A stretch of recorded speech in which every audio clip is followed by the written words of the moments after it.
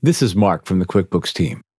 QuickBooks Workforce is an easy way for you to view pay stubs, W2s, and more online. Let's go over how to set up your Workforce account, add your personal info if your employer invited you, and where to find your pay stubs and W2s.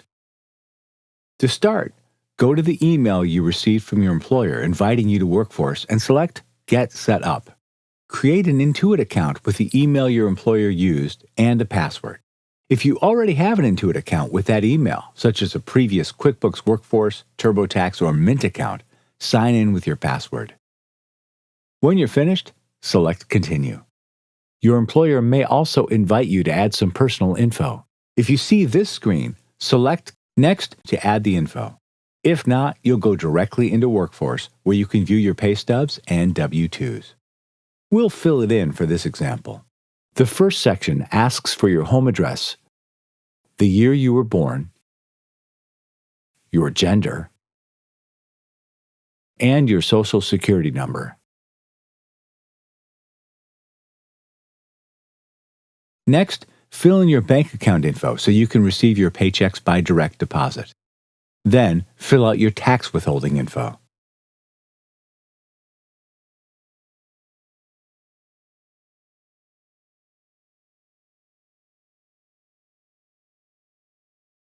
When you're done, review and sign by typing your name, and you're all set. If any of your personal info changes, you can update some of it in Workforce later. Note this isn't available for all versions of QuickBooks Payroll, so you may not see it.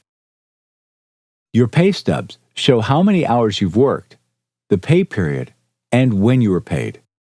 If you need to download a pay stub, you can do that here.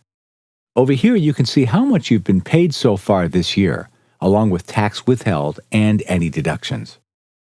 If you get paid time off, such as sick or vacation time, you can also see your available time here.